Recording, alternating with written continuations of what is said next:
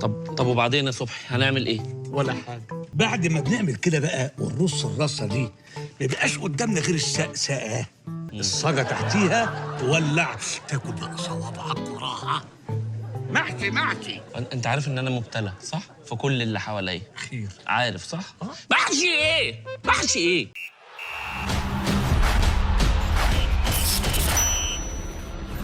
اهلا وسهلا بيكم وحلقه جديده من تحضيرات الجوله 28. خلصت الجوله 27 على خير وسلام باحسن سيناريو ممكن، ان هو برايتون تكسب وبرينفورد يكسب والكابتن من هنا يجيب والكابتن من هنا يجيب ونطلع كمان بكلين شيت، فالحمد لله نقدر نقول عدت على خير. بس اللي انا مش فاهمه، واحد زي جايب 95 نقطه اسهمه حمراء ليه؟ يعني انا المفروض اجيب كام عشان تبقى اسهمي خضراء؟ ما علينا، هنتكلم شويه. لسه الافرج احنا بنصور دلوقتي، لسه الدنيا ما ظبطتش، لسه ما عرفناش التوقعات، لسه ترتيب الدوري ما خلصش، فهنشوف الدنيا اخبارها ايه، وبعدين نطلع بقى معاكم في الحلقه اللي جايه نتكلم. النهارده احنا جايين نتكلم معاك عن 3 محاور رئيسيه في الحلقه. هنتكلم في اول حاجه على الفري هيت، هنتكلم انت محتاج فري هيت ولا لا، ولو مش محتاج فري هيت تمشي ازاي في التشكيله بتاعت الجوله 28 وال29 عشان الدبل، وامتى تبقى محتاج فري هيت لو عندك عدد كام من اللعيبه مش هيلعب تقدر تعمل الفري هيت، وهل السالب مفيد ولا مش مفيد. هنتكلم كمان عن اللي فرقته محتاجه وايلد كارد، برضه هنعمل لك تشكيله وايلد كارد، لان خلينا متفقين الوايلد كارد مفيش حد يقدر يقول لك انت لازم تعمل وايلد كارد في الجوله الفلانيه، لا، انت الوايلد كارد بتعمله على حسب وضع فرقتك ايه. فرقتك خلاص بقت ماشيه بتعرج، لا يبقى انت حاليا محتاج وايلد كارد عشان تمشيك لقدام. وهنتكلم بقى عن التحضيرات والنصائح الطبيعيه جدا بتاعه الجوله 28،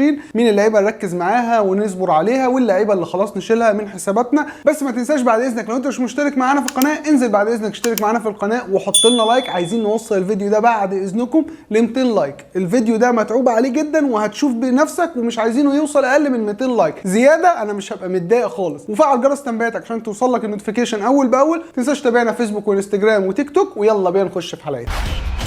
نبدا بقى اول حاجه معانا ماتشات الجوله. زي ما انت شايف كده هم 7 ماتشات الجوله دي، في 3 ماتشات مش هيتلعبوا، عندنا اليونايتد والسيتي وليفربول وبرايتون، دول هيكونوا بلانك. وطبعا الديدلاين خلي بالك هيبدا يوم الجمعه زي ما انت شايف. هنبدا الجوله نوتنجهام فورست ونيوكاسل، عندنا 5 ماتشات في نديه بقى، الموضوع مستويات متقاربه، مفيش ماتش تقدر تقول ان فريق راكب على فريق تاني، باستثناء اخر ماتش معانا ارسنال وكريستال بالاس اللي يختم بيه الجوله يوم الاحد. تقدر تقول شويه ان ارسنال كعبها اعلى على كريستال بالاس وفي فرق في المستويات، ده الماتش الوحيد اللي تقدر تقول ان ارسنال هو اللي ممكن تميل لجفته على حساب كريستال. تعالى بقى كده يا فانتزاوي اللي انت عايز تستخدم الفري هيت ونفسك تعمل لها اكتيفيت الاسبوع ده، تعالى اما نتكلم مع بعض ونشوف هل هو صح تستخدمها ولا لا. فرقتك الاسبوع ده لو انت عندك 9 لعيبه هيلعبوا، انت تماما مش محتاج فري هيت نهائيا، ما تفكرش فيها هتخسرها على الفاضي. عندك 9 لعيبه خلاص، خلي الفري هيت بتاعتك موجوده عندك في الدرج وما تطلعهاش ولا تستخدمها. عندك 8 لعيبه تقدر تعمل -4 واحده ماكسيمم، مش اكتر من كده. الجوله دي خلي بالك ما فيهاش دبل، فما فيش لعيب يستاهل او لعيبه تستاهل انت تعمل عليهم -8، لانه مش هيجيب لك -8 لو طلع بلانك. اما لو كان عنده دبل كنت اقول لك ممكن. فخلينا متفقين عندك 8 لعيبه اخرك تعمل -1 لو كان تغييرك اوريدي اتعمل، لكن لو عندك لسه التغيير بتاعك تعمله وتفضل من غير سالب تبقى عندك 9 لعيبه. عندك اقل من 8 لعيبه، عندك 7 ولسه معاك تغيير، اعمل التغيير و-4 توصل ل9.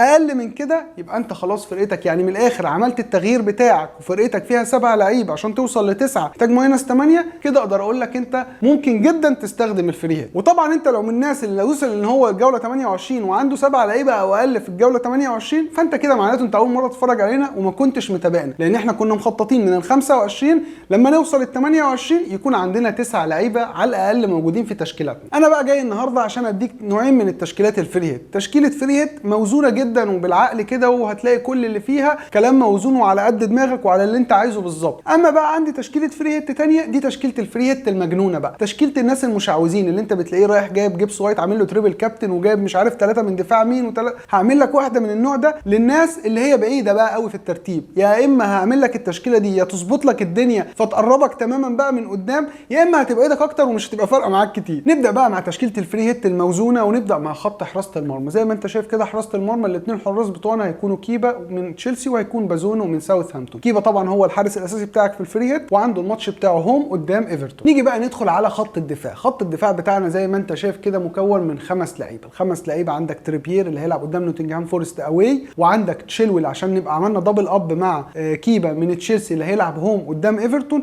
وعندك هنري من برينفورد. عايز تجيب مين برضو دي حاجه ترجع لك، بس عشان فرق الفلوس احنا جبنا هنري. وعندنا اليكس مورينو من استون فيلا اللي هيلعب الماتش بتاعه هوم قدام بورنموث، وعندنا كمان زيتشينكو قدام كريستال بالاس. زي ما انت شايف دول كده الخمس مدافعين بتوعنا. استنى عليا هقول لك مين اللي هيلعب اساسي منهم. نيجي بقى على خط الوسط. خط الوسط برضو هيكون عندنا منه الميرون من نيوكاسل، عندنا من ليستر سيتي عندنا ماديسون، عندنا الثنائي بتاع ارسنال اللي فايق جدا الفتره الاخيره تروسارد ومارتينيلي، وخامس لعيب بقى هيكون معانا هيكون وورد براوس من ساوثهامبتون اللي عنده ماتش قدام توتنهام وبراهن جدا عليه الجوله دي. نيجي بقى مع خط الهجوم. خط الهجوم زي ما انت شايف واتكنز، توني، هاري كين. هاري كين هيلعب قدام ساوثهامبتون اواي، عندنا توني هيلعب قدام ليستر سيتي هوم، وعندنا واتكنز هيلعب قدام بورنموث هوم. دول الثلاث مهاجمين بتوعنا، عشان كده نبقى جبناهم خط خط. تعالى بقى كده اما نشوف شكل الفري هيت بالتشكيله الاساسيه بتاعتنا. زي ما انت شايف كده قعدنا بقى خلاص هنركن بقى بازونو. هنبدا بكيبا في حراسه المرمى، هنلعب بهنري وتريبير وشيلويل وزيتشينكو في خط الدفاع، وهنلعب 4-3-3. دي الاستراتيجيه بتاعت الفري هيت الموزونه. هنلعب بتروسارد مارتينيلي وورد براوس، وهنلعب بالثلاثي الهجومي بتاعنا توني واتكنز هاري كين عشان تبقى دي الفري هيت الموزونه. تعالى بقى ماخدك في حته ثانيه خالص بقى، فري هيت مجنونه بقى جنان لا تتخيل. نبدا بقى مع حراسه المرمى. في الفري هيت المجنونه بتاعتنا هيكون برده كيبا وصاب. طبعا زي ما احنا متفقين برده كيبا لسه مكمل معانا، وكيبا هيكون هو حارسنا الاساسي. ونيجي بقى على خط الدفاع اللي كله مفاجآت. عاملين تريبل بقى من دفاع تشيلسي. جبنا كيبا في حراسه المرمى، هنجيب معاه شيلويل وهنجيب جيمس اللي المفروض ان الثلاثه دول هيلعبوا ماتش قدام ايفرتون هوم،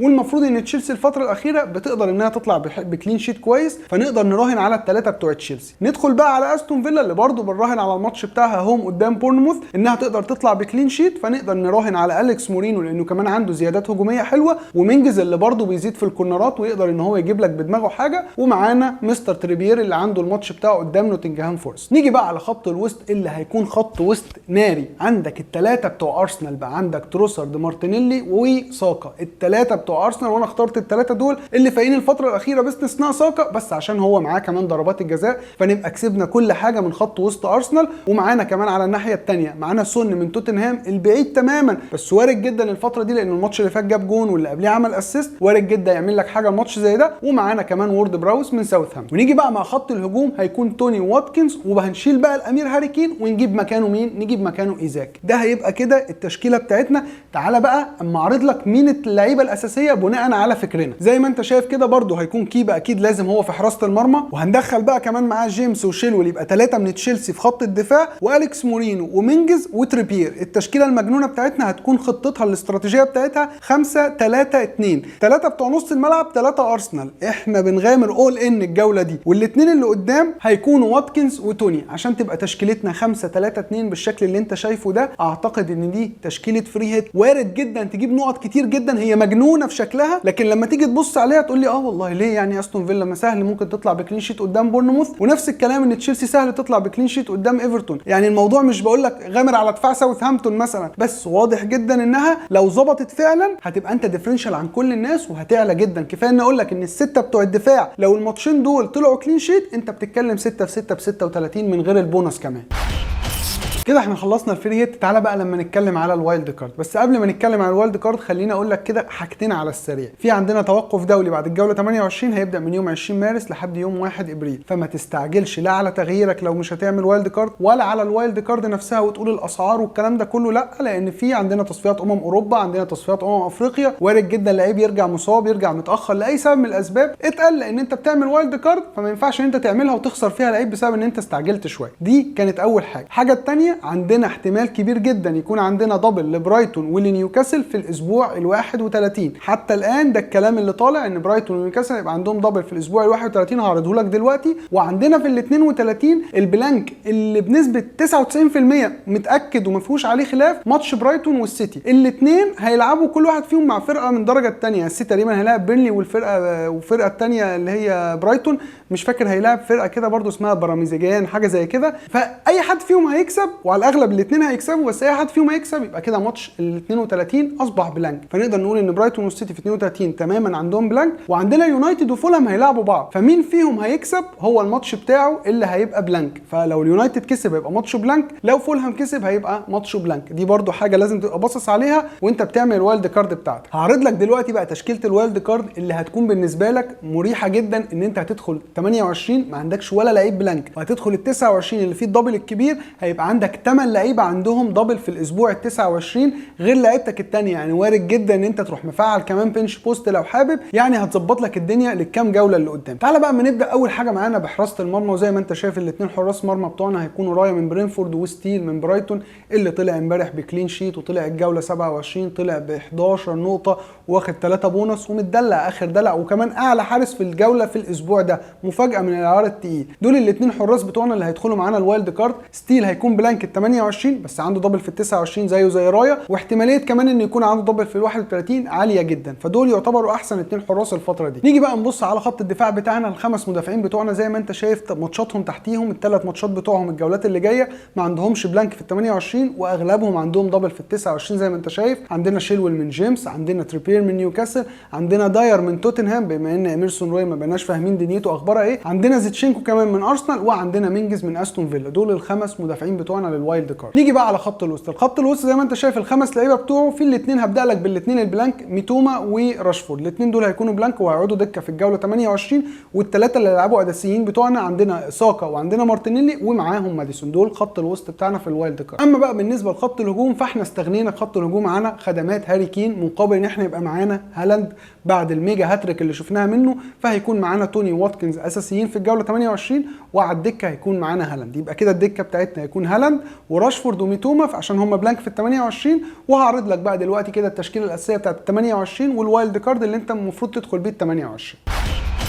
نيجي بقى مع الشخص اللي لا عنده فري هيت ولا وايلد كارد، او الشخص اللي فرقته حلوه وماشي معانا من الاسبوع ال 25 مظبط فرقته. ممكن نتكلم معاك بقى وندردش سريعا على نعمل ايه في ال 28. تعالى كده نبدا مع برايتون. برايتون زي ما احنا عارفين عندها بلانك في ال 28، عندها دبل في ال 29، 30 جوله عاديه، ال 31 جوله احتماليتها انها يبقى عندهم دبل عاليه، وبعدين ال 32 عندهم دبل. فمن الاخر انت محتاج ان انت تخلي عندك في برايتون ماكسيمم لاعبين مش 3 ابدا، عشان اللي بيحصل معاهم الفتره الاخيره دي في البلانكات هيضرك جدا لو عندك 3 لعيبه، فيبقى عندك 2 لعيبه منهم. كمان لو تقدر في ال 28 تخلص من واحد وترجع تجيبه في ال 29 مش غلط، تجيبه في ال 29 دبل 30 جوله عاديه 31 دبل، بعدين تخلص منه بقى من اول 32، وعلى حسب بقى الماتشات تقدر تقرر تخلي معاك مين من برايتون ومين تمشيه. الاساسي من برايتون لازم يكون معاك هو ميتوما، عايز تجيب جنبه بقى مارش تجيب، عايز تجيب جنبه استوبينان تجيب، بس الاساسي لازم يكون ميتوما معاك. ده بالنسبه لبرايتون. لما نيجي ندخل بقى على ليفربول، اعتقد ان انت تخلص من كل لعيبه ليفربول وانت مرتاح الضمير ومش شايل ذنب اي حد فيهم. يعني لازم انت في الاخر تقرر، انت اللي هتدوس الزرار مش انا، انت اللي هتعمل الكليك تمشي او تخلي. انا نصيحتي ليك اخلص من كل لعيبه ليفربول. عايز تخلي واحد وليكن هو صلاح لان انت واثق فيه كلاعب بريميوم عندك فرقتك، دي حاجه ترجع لك انت. بس انا شايف ال 28 عندهم بلانك، 29 عندهم تشيلسي في السيتي،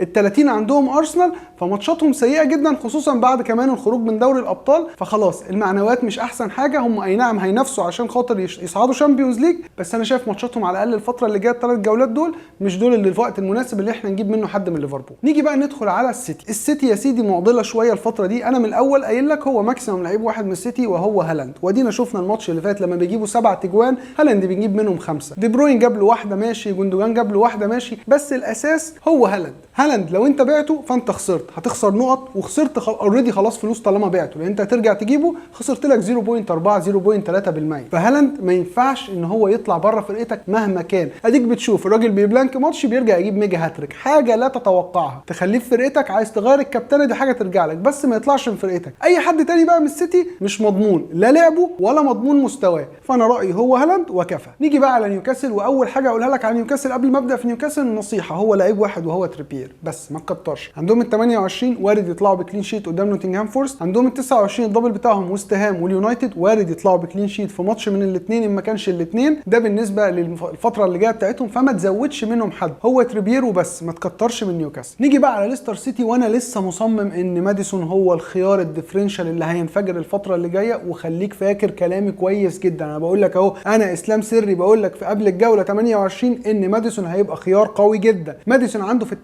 28 برينفورد، عنده في ال 29 دبل من احسن دبلات ال 29 عنده كريستال بالاس واستون فيلا، وفي ال 30 عنده بورنموث. ماديسون اصبر على ماديسون، لو عندك اصبر عليه، اوبشن قوي جدا لازم تخليك مفكر فيه. خليني بقى اقول لك كده حاجتين على السريع قبل ما ندخل بقى في الكابتن. الحاجه الاولى، لعيبه ارسنال اللي عندك ما تغيرهاش، يعني ما تروحش مثلا تجيب مارتينيلي فتمشي ساكا، او تمشي اوديجارد فتجيب تروسارد، لا، لعيبه ارسنال اللي عندك اثبت عليهم، هو واحد بيشتغل التاني بيشتغل اللي وراها وهكذا، فما تبيعش، ما تخسرش التغيير بتاعك الفتره اللي جايه دي في تبديله زي كده، ان انت تجيب لعيب مكان لعيب، ما تمشيش زيتشينكو وتجيب صليبه ولا جبريل ولا الكلام ده كله، ما تعملش الحركه دي خالص. لعيبه اليونايتد زي ما قلنا هو راشفورد بس اللي يكون معاك، لعيبه السيتي هو بس هالاند اللي يكون معاك، ده مهم جدا ليك الفتره اللي جايه، ما تغامرش باكتر من كده خالص من الفرقه دي كلها. صلاح اوبشن يرجع لك، دي بروين عندك اخلص منه، محرز عندك اخلص منه. دي كانت حاجات سريعه كده، عايز اقول لك ان دي اساسيات عشان خاطر تظبط فرقتك للفتره اللي جايه. يلا بينا بقى ندخل في فقره الكابتنه، والكابتنه المضمونه بتاعتنا هيكونوا بالترتيب اللي هقول لك عليه ده. خلي بالك ده اوبشن نمبر 1، لسه بكلمك في الاوبشن الاول، ساكا مارتينيلي تروسارد اوديجارد، الاربعه دول بالترتيب ده، ساكا مارتينيلي تروسارد اوديجارد، اللي عندك منهم قدام كريستال بالاس كابتنه وانت مرتاح. الاوبشن الثاني توني قدام ليستر سيتي، الاوبشن الثالث هيكون واتكنز قدام بورنموث، عشان يبقى دول الثلاثه الكابتنه المضمون. نيجي بقى على الكابتنه ريسكي، والكابتنه ريسكي ركز فيها اول اسبوع ده لان ان شاء الله هتسمع معاك جامد، هيكون يا تشيلويل يا جيمس، اللي عندك منهم كابتنه ريسكي حلوه جدا قدام ايفرتون، والاوبشن الثاني هيكون كين قدام ساوثهامبتون، دي الكابتنه الريسكي. لما نيجي نروح بقى على الكابتنه الديفرنشال والمجنونه والاوت اوف ذا بوكس، هيكون وورد براوس قدام توتنهام من ساوثهامبتون، هي دي تكون الكابتنه بتاعتنا للاسبوع ده، عشان نبقى كده احنا خلاص خلصنا بقى الحلقه بتاعتنا وخلصنا التحضيرات بتاعت الاسبوع ال 28. ان شاء الله كده تتوفق ونشوف اسهم خضراء ونشوف شويه نقط حلوين. لو لسه ما اشتركتش معانا في القناه استاذنك تنزل تشترك معانا، اعمل لايك لو عجبتك الحلقه، اشترك معانا وفعل جرس تنبيهاتك، ما تنساش تتابعنا على فيسبوك وعلى انستجرام وعلى تيك توك. كان معاكم اسلام سري من 1 2 بالعربي، سلام.